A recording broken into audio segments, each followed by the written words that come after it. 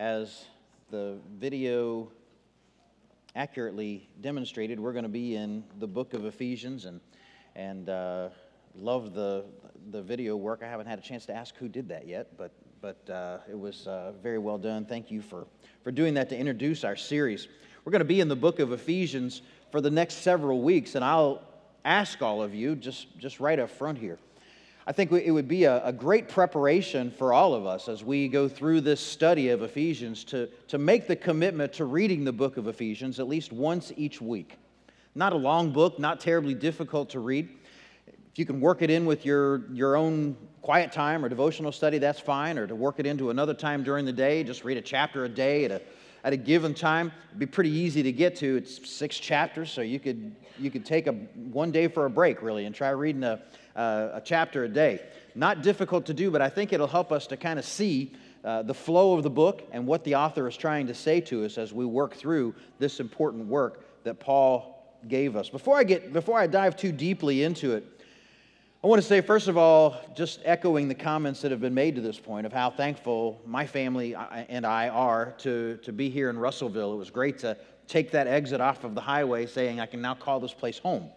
And it's been a long time coming, and I thank you for your patience and our having to make the transition from Cincinnati to Russellville complete.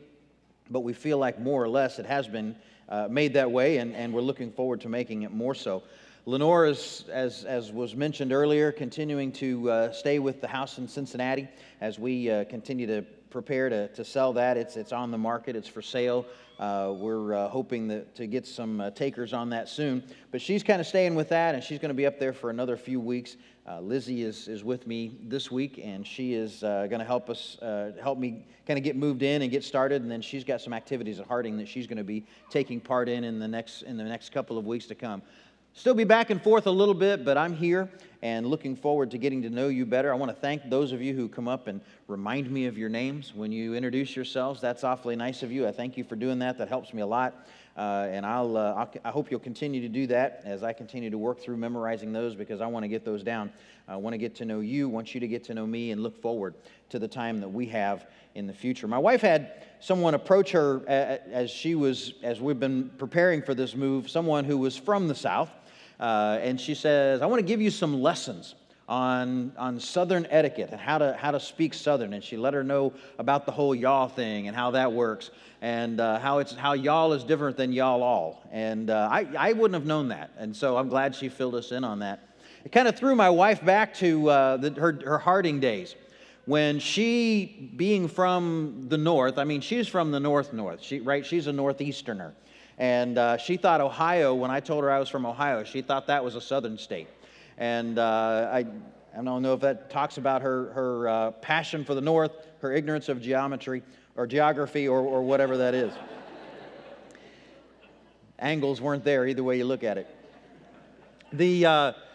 But again, she's very northern, and when she landed at Harding, never having set foot really in the South in her teenage years, since early childhood, she was having to be awakened to some of the different customs and some of the different themes of the South. She didn't know y'all from a woo pig suey. She thought that was strange when she came here.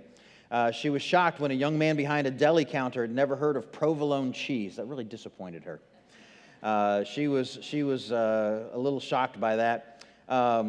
She was a little surprised when someone asked for a Coke and someone said, "What kind?" Now, that was back in the days before you had the vanilla Coke and the cherry Coke and all that stuff. And she just thought a Coke was a Coke was a Coke. And down here, at least back in the day, I don't know, maybe that's changed, but a Coke was everything carbonated, right? It was the entire beverage. And so, again, differences were pronounced. And she was starting to see that. Made her uncomfortable. And differences do that, don't they? I mean, when we learn that someone has a way of thinking or a way of being that's different than we are, it makes us feel strange. It's awkward. Just to kind of illustrate differences, I'm a props kind of guy. I wanted to bring both of these up here today, and I'll set them down. I won't even put them together up here on the podium. We'll have to set them apart because they are different. And in every crowd, you have folks that are Coke people, and folks that are Pepsi people, right? Let's call it out. I mean, when it comes to a selection of a cola, and we're not talking about necessarily just Coke, but those who prefer Coca-Cola products, let's just say that, all right? And if you don't know which beverage is from which maker, you can just kind of vote however you want to here. But if you prefer Coca-Cola products, let me see your hand. All right, we've got a large Coca-Cola crowd here, I got to tell you. Is there anyone willing to admit they're in the minority? All right, very good. We do have a few Pepsi-Cola people. And we had a gentleman that worked that went to Northeastern Cincinnati, and he worked for Pepsi. And it was interesting talking to him about the intense competition between those two corporations, those two companies. And in their company, I mean, there was no other kind of beverage, right? It was just Pepsi in their household. In fact, if they invited you to their house, and you were asked to bring drinks, they made it very clear you were only to bring things that were made by the Pepsi company, right? That was the only drinks that existed. That was the only ones that were allowed. And it gets difficult sometimes. I mean, we'd like to think that we're not so shallow as to be sideways with each other over which beverage we drink, but unfortunately, we know that sometimes that has a tendency to be true. Don't have time today to do the whole taste test, but I've heard that there are enough differences among Coke and Pepsi flavors, and I don't know that I've tasted them both side by side in a very long time. But it'd be interesting to do a taste test to see if we could actually tell the difference. I guess when I was looking at the ingredients, I guess Pepsi's a little sweeter. It looks like it has a little more sugar. It does have more carbs. Coke has more sodium, which I guess would say that it's got more carbonation. I don't know. But there are some differences, some subtle differences, but largely the ingredients are the same. And yet people can line up passionately on one side or the other. I know people who go in sometimes into a restaurant and they ask if they can have a Coke, and someone says, "Is Pepsi okay?" People who do service say that people get really upset about that, that you don't have the right kind of product in the store. And sometimes it's interesting to look at the things that we can get upset about, the things that are aggravating to us, the things that we are that allow us to cause divisions among us, allow us to get sideways with one another. We've got a new toy up here. I'm going to see if it works. Didn't work that time. Try it one more time. Up high. Why don't you guys take it up there? We'll work on getting that better. As we see, the debate exists, and we could say that with Coke or Pepsi, that there's a wall that exists, and we're going to talk a little bit about what that looks like, about what the wall that come up between people sometimes looks like, and what we can do about it. Because frankly, when walls are there, we're going to find from the book of Ephesians, Jesus is about breaking down walls. He's about taking away the things that stand between people, particularly people who are brothers and sisters in Christ. Now, we would hope, again, that the brothers and sisters in Christ wouldn't get upset with each other over who brings which beverage to the potluck, right?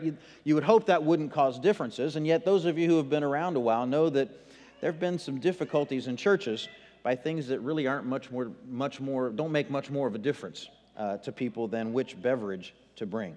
We've seen petty debates and minor disagreements turn into things that have divided bodies, that have caused people who call themselves brothers and sisters in Christ to be divided, to be separated, to treat each other harshly. And we know, even as we're doing it, we know that this should not be, that that's not the way God determined for it to be. It's not the church that Jesus died for. You'll remember as Jesus was preparing to take off to approach the cross, as he was preparing to go to the cross, as he was preparing to leave this world and leave the church, his body, in the hands of at that point in time, some confused and fearful followers, he prayed. And John gives us a recording of that prayer. If I can have that next slide, please. He gives us a recording of that prayer in chapter 17 of the book of John. And in that, he prays that they all would be one. My prayer is for them, not for them alone. I pray for those who believe in me through their message, that all of them may be one, Father, just as you are in me and I am in you. may they also be in us, that the world may believe you have sent me.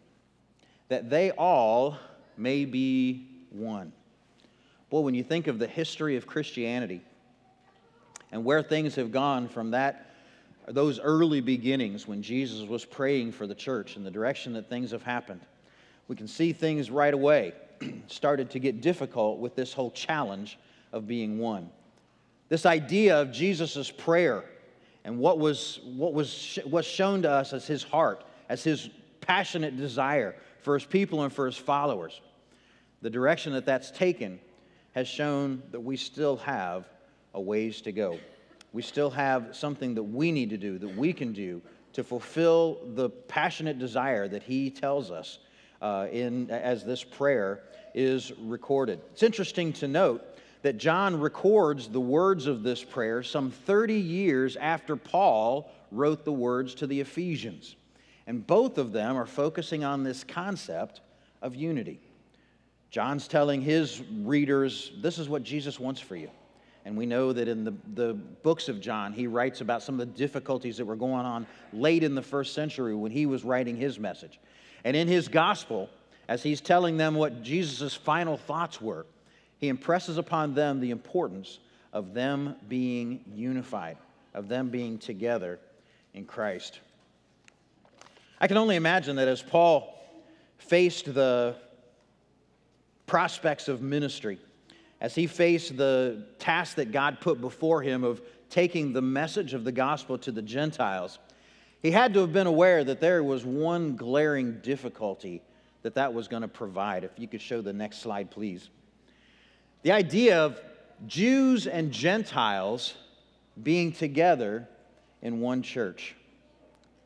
I don't know if there's any way we can completely appreciate the difficulty that presents. The difficulty that would have been like. I don't know that we have anything in our day that's like the difficulty between Jews and Gentiles, except perhaps the difficulty today that are between, Jews and Gentiles, right? In that part of the world. We can see the acrimony that still exists between the Jewish people, those who live in Israel and those who live around them. The Palestinians and the Arabs that live around them are still in tremendous conflict. And we see the kind of divide, the kind of hatred, and the kind of difficulty that existed then as we continue to watch that part of the world now. And it was not dissimilar, except for the fact that in those days, Israel was not an independent nation, and in those days, Israel was not in charge. And they didn't have a big friend like the United States like they have now. They were a captured people. They were living in occupied territory. Their territories were occupied, and they were under the rule of the Romans. Other than that, though, there was a very similar context in their world that we have in our world in that part of the world. There was still difficulty. There was still acrimony. They didn't like each other. Biblical history shows us that the Jews and the Hebrews, or the Jews or the Hebrews and the Gentiles or the non-Jews had been separated for some time. A lot of it was because of the law of Moses, because of how God told them that they needed to be a people who were called out. And they took that very literally, and sometimes took it to extremes. We know from historical accounts that anti-Semitism existed as far back as, really in the latter parts of the book of Genesis and the early part of Exodus. We see anti-Semitism raising its head, that people were against the Jews. And again, we can see that some of the attitudes of the Jews may have been the genesis of some of those difficult relationships. The fact that the Jews weren't terribly accepting of those who were around them. The Jews saw the Gentiles, as in Jesus' day and in the days of the writings of the Bible, they saw the Gentiles as filthy, hedonist, pagan, ignorant, saw them as lower than animals, treated them pretty much like garbage when they could. The Gentiles saw the Jews as exclusive, arrogant, greedy, and weak. Didn't have a good opinion of each other.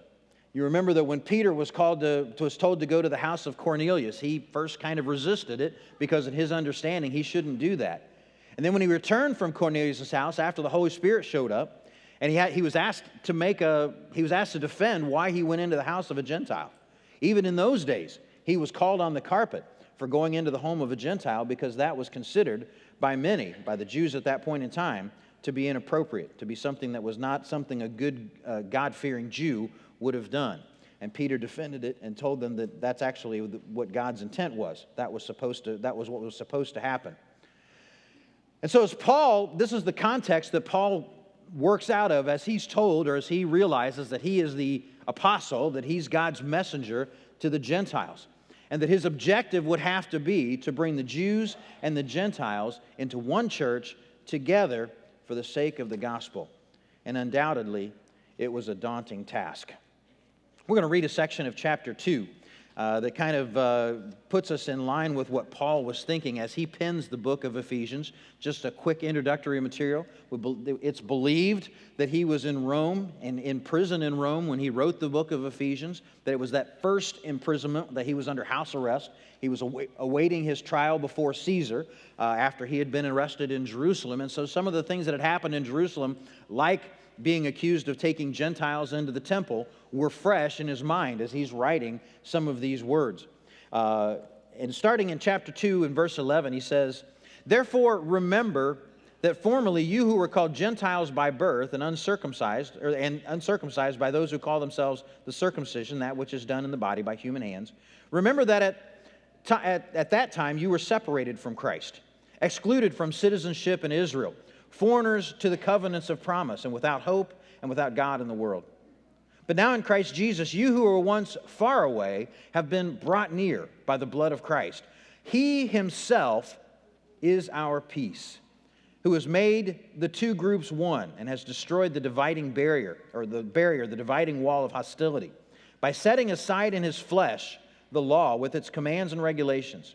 His purpose was to create in himself one new humanity out of two, thus making peace, and in one body to reconcile both of them to God through the cross, by which he put to death their hostility. He came and preached peace to those who were far away and peace to those who were near. For through him we have access to the Father by one Spirit. Consequently, you are no longer foreigners and strangers, but fellow citizens with God's people and members of God's household, built on the foundation of the apostles and prophets, with Jesus Christ himself as the chief cornerstone. In him the whole building is joined together and rises to become a holy temple to the Lord. And in him you too are built together to become a dwelling in which God lives by his Spirit." Again, Paul reflecting on some of his experiences living in the Jewish world and coming out of that mentality and how they perceived what Gentiles were to be or what they were like. Coming in and preaching to Gentiles and realizing the difficulty the Gentiles had with the Jews, and realizing that those feelings weren't just going to go away. That those perceptions, that those cultural attitudes weren't just going to go by the wayside by just speaking the word. It was going to have to take action by real people. And encouraging them to be this one body, this one group, this one church that Jesus died for. He starts off in chapter 1 by telling them, as you can see in the scripture that I've called out here from chapter 1, verses 9 and 10, that what God had planned to do, he planned to do from the very beginning of time. He planned to bring all people under one headship, under Christ, through Christ's death and his resurrection. That it was his plan from the beginning to bring everybody, to allow everybody access to him through his body that he gave on the cross.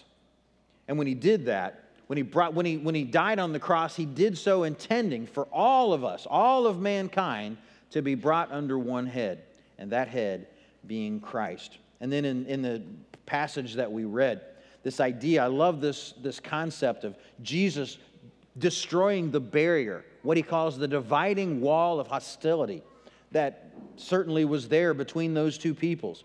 But Jesus, in his body and in his sacrifice, his mission was to destroy that wall and to bring those peoples together. In the Jewish mindset, it was about being worthy to approach God. If you show that next slide, it's a artist's rendition of what the temple that Herod built might have looked like. an opulent place built up on one of the high places in Jerusalem, a place that apparently in those days you could see from all around. When you approached the city, it was a glorious temple. It was beautiful, one that people came from all around to see. But unless you were a Jew, the best you could do when it came to seeing the temple was to approach in that outside low-rising wall. And you can see the blue arrow that points to that wall. And that wall goes in a continuous fashion all the way around the temple itself, all the way around that inner courtyard. The outer courtyard was called the courtyard of the Gentiles. And it was basically, if you were a Gentile, if you were a non-Jew, that was as close as you were going to get to the temple. You weren't allowed to go any closer. The wall was built low, and it had a lot of gates in it. The gates would have had guards, and they still have the stones that were set at each of those gates, written in several different languages, Jews only to enter here. And it talks about the punishment being death for those who tried to enter the temple grounds, not being Jews, if you weren't a Jew. And so it was very clear, it was made very clear that unless you were a Jewish person, that you weren't to go in any closer than that low rising wall. The next court was the court of women, and then the inner court there in the temple that you see, Jewish men could go into, and then on in, only the priests could go. And you see the hierarchy and how that went in terms of your worthiness to approach God. Only the high priest, only once a year, was worthy to approach God in the Holy of Holies, where he would make atonement for the people of Israel. Only the priests were allowed to go into the inner sanctuary of the temple because they were the only ones who had the level of purity, the level of holiness wherewith they were able to approach God. Only the men were able to approach that inner courtyard, and they were only allowed to be that close. You see, the Jews felt that God dwelled in that temple, and that was as close as you could get to him if you were a Jew. The women were kept further out. The Gentiles were kept the furthest out. They were unworthy. Until Jesus came along. And it's interesting as you think of this idea of the dividing wall of hostility, you got to wonder if that wall wasn't what Paul had in mind. That wall that surrounds the temple that says, you Gentiles aren't worthy to come and approach God. You aren't worthy to be there. Paul says, well, guess what? You are now. Because of what Jesus did, you're now worthy. He made you worthy to approach this holy place. He made you worthy to approach a holy God because in Jesus, you were purified. We're going to talk next week about grace and about what he has to say about grace and what grace did for this process. But suffice it to say that in his grace, God gave both Jews and Gentiles unlimited, uninhibited access to himself. And because of that, we can certainly praise God. The dividing wall of hostility. Paul uses that as then a metaphor. The idea of the hostilities that exist between the Jews and the Gentiles should go away with that wall. We're not separate anymore. Because of what God did for us in Jesus, we're now together. We're one. We can approach the same God with the same level of purity. We can approach before him, we can fall down before him and worship him together in one place. We need not let the history between our two peoples affect that. We need not let our opinions, we need not let our views of politics, we need not let our differences in how we do things, in the meat that we eat and in the customs that we share, interfere with the fact that we are still one before God. And yet I want to say, coming all the way forward in history like we are, we still have walls that divide us. If I could have that next slide, please.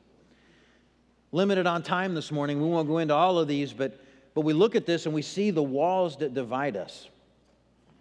Or is that really what those are? Because here's what a common misconception is. What I've written on the blocks that make up that little wall in my PowerPoint slide are issues. And a lot of times we want to think that it's the issues that divide us, right? Well, it's his stance on marriage, divorce, and remarriage that divide us. If he would change his mind, then we'd be okay. Right? That's kind of how we look at it. Well, if she would only see it this way, some husbands say, if she would only see it my way, our marriage would be fine. It's one way to put it, one way to look at it. If those people, meaning some cultural group with which we may disagree, would only see it differently, then we wouldn't have these problems. You see, in our culture, we want to say the issue is the problem. That if that issue didn't exist, all of our problems will go away. That wasn't true then in the crowd that Paul's writing to. It's not true now. Issues don't divide people. People divide people. You can write that down. That's absolutely true. Issues don't divide people. People divide people. We can take different issues and parse them out and look at the different sides and why people feel differently about them. But all you have before you are facts. Let me give you a little illustration. We think about the Coke and the Pepsi issue. Think about in your mind on a scale of 1 to 10, if somebody differs with you about the Coke or the Pepsi issue, which is better? On a scale of 1 to 10, how big a deal is that? 10 is like it's a huge deal. I'd go to death over it. And 1 is it's no big deal. I don't know why anybody why it would even bother anybody. On a scale of 1 to 10, how do you feel about that? Coke or Pepsi? Which is it? Well, I mean, if you're like most of us, if you still got a retirement plan through one of them, it's going to be different, right? But if you're like most of us, it's not a big deal. It's not worth getting upset about. It's not worth losing a friend over. Well, let's take it up a step. What about sports teams? Look out now, right? We're treading on some sacred ground here, I know. All right? I come from Cincinnati, right? So we're all about the Reds, right, in baseball. Unfortunately this year, but anyway, we can move on. We got the All-Star game coming, right? And some of the St. Louis fans are already making jokes saying it'll be the only home game the Cardinals play in Great American Ballpark. And that's kind of true, this year. That's about the way it goes. Sports teams. I'm kind of a college football fan. And so I grew up in Columbus, Ohio, kind of in the shadow of where Ohio State plays football. And last year was a good year. I just got to say it, right? I mean, some years your team wins, and that's great. A lot of years it doesn't work that way. But some years your team wins, and you can say, hey, that's awesome. That's cool. But when you start to talk about sports teams, people start to get it's a little different, right? People feel a little more strongly about that. I was in the store. I was wearing an Ohio State t-shirt yesterday. It was just the one that was on top of the suitcase. I didn't dig for it, I promise. I was wearing it, and some guy said, oh, you're an Ohio State fan, huh? Oh, well. Yeah, I guess I am. And I grew up in Ohio. Well, they had a good year last year, but I don't think it's going to be. All right, whatever. And that's the way it goes, right? And if that conversation between two people who felt very strongly about their teams were to progress, it could get ugly. Let's face it, we've seen it, right? We've seen that happen, especially if you get into a context where people are watching the game with alcoholic beverages and different things along those lines. It can really start to get interesting in those situations, right? They can get upset. What about political views? Well, we're taking another step up, right? Man, people can get hot in a heartbeat over political views. How do you feel about this issue? How do you feel about that issue? I'm not even going to mention what the issues are, because sometimes we get pretty hot under the collar when we hear people talking about that. But sometimes those don't hold a candle to the religious issues that come up. The church debates, the debates over doctrine, the debates over carpet color, the debates over things that don't really seem to make that much difference. But boy, we can sure get hot over them. Those are the issues. Those are the things that come up. Those are and we see that when the issues take place, what really causes the problem is the more passionate we are, the more passionately we feel, the more important we feel that issue is, the more likely we are to become emotionally engaged in it. And then it becomes not about what the facts of the issue are. Then it becomes more how equipped are we to deal with emotion that's a little hostile. How equipped are we to deal with it when our emotions get engaged in a situation? And generally speaking, it's going to depend on who the weaker is when it comes to able to hold on to that emotion. And when that emotion becomes more and more engaged, when we see the heat escalate in a discussion, then we want to turn around and blame the issue. It's not the issue's fault.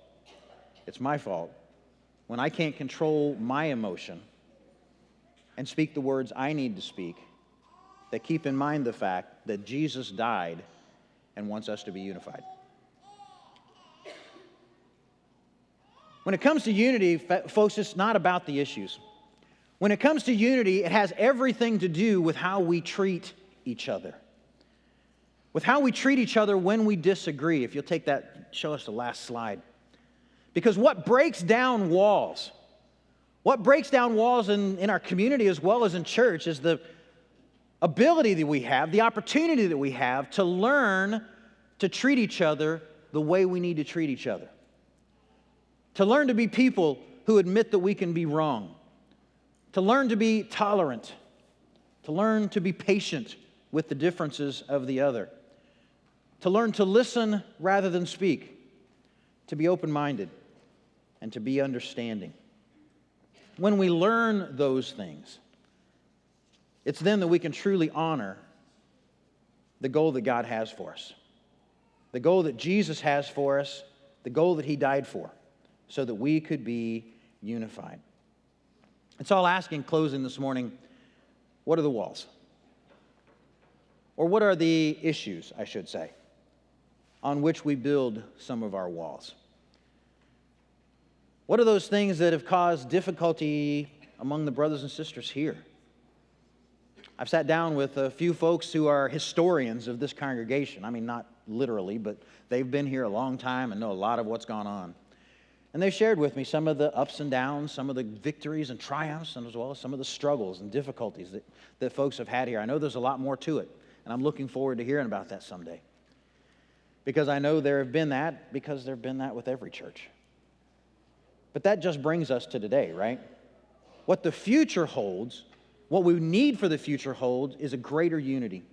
Because in this, Jesus says that when my followers are unified, they will know, meaning outsiders, those who need to know Jesus will know that the Father has sent me.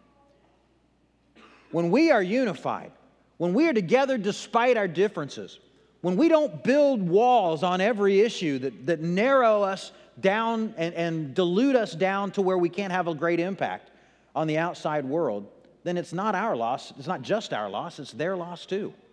Because we're not effective in spreading the gospel. We're not effective in taking the good news to those who need to hear it when we've got the walls in the building. I've talked to a few folks who are not church people. And I've talked to them about what it's like to walk into a church and sit down for the first time, not ever having been there before, not being a terribly dedicated believer, maybe having some belief in God, but not really being committed to it. What's it like to go in and just sit down? They use different words when they tell me about this. But what they really are saying is, y'all have some walls there that are obvious. All you got to do is sit down in there and keep your eyes open. We know they're there. What do you think that does when they see that? The only way to hide, you don't hide walls. You can't hide them. You got to take them down. And we need to be big enough within our body to learn how to take down walls. To learn how to be people who can talk to each other like this. Not escalating the hostility. Not bringing in the emotional baggage that we may bring in sometimes. To deal with these problems that are simply going to move us further and further apart. If the objective isn't unity, then we've got the wrong goal. We need to be people who are together. We're called to unity. We need to be people who answer when Jesus calls. And Jesus calls us out in His prayer to be one. We're going to talk more about this in coming weeks, about what it is to be one, about how we wrap our minds around it and how we think about it. Again, my challenge to you is to read this book once a week and read it for what it has to say to you. And think about where you fit in this body when it comes to unity and how you can make changes in your life and changes in your walk to add to the unity, to support that in this body and beyond. And I know that God will work through each of us as we seek to do that and as we seek to be a body of believers who are unified in His presence. If you have a need this morning that you need to let us know about, we want to talk to you. We're interested in hearing your heart. what it is that you need to come to Jesus with, whether it's to take on the name of His Son and be baptized, to have that new life in Him. We want to be here for you about that. If it's to change something about your life or to move in a direction that you need to go, we want to be here for you as well too. If you want to do that in a public way, you can come forward and have a seat on the front row, and we'll share your thoughts publicly and pray for you together. If you'd rather do that in a more private way, you can see one of us afterwards, or catch one of the leaders of this church around the building, and we'd be happy to talk with you and share with you and pray with you. But in all things, we want your relationship to God when you leave to be the best that it can possibly be. What do you need to do to make it that? Let's think about that as we stand and sing this song to encourage you to do something. Oh, my hope is found. He is my light, my stream, my song. This cornerstone, this solid ground.